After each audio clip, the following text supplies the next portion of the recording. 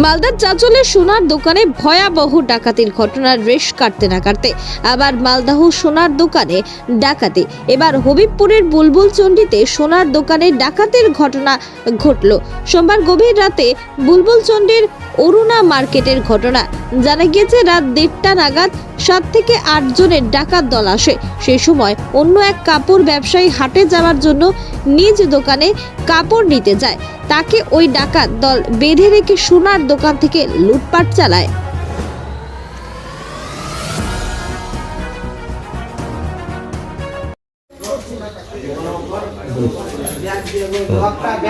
হ্যাঁ, আমি টিপু দাস। আমার বুলবুল দোকান অরুণা মার্কেটে। অরুণা মার্কেটে আমার দোকান। আজ আমি গত রাতে আমি কলকাতায় গেছিলাম। আমি ফেরার পথে যখন আমি বহরমপুর থাকি তখন আমাকে পুলিশ প্রশাসন ফোন করেন যে দোকানে ডাকাতি হয়েছে।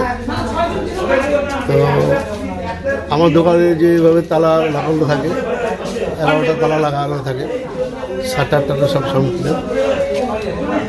এবার হচ্ছে আমাদের বিষয় হচ্ছে যে আমি যে জিনিসপত্রগুলো বেচা কেনা করি সম্পূর্ণ হচ্ছে রেডিমেডের মধ্যে আমার করা হয় এবং কাস্টমারের মালও থাকে।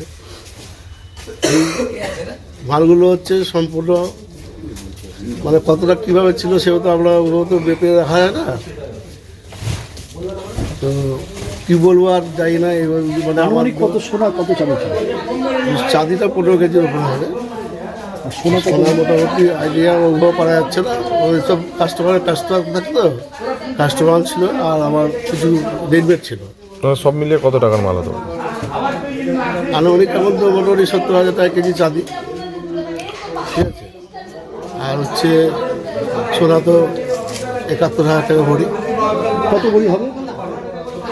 ভরি হিসাবটা অ্যাকচুয়ালি আমি ওভাবে মানে ওই সব কাস্টমারের মালটাল তৈরি করা থাকে। আনুমানিক কত হতো? আনুমানিক এখন মানে খাতা মেনটেন্সটা ওগুলো দেখতে হবে আমার কতটা অর্ডার ছিল। সবই তো এখানে রাখা, আর আমি যেহেতু ছিলাম না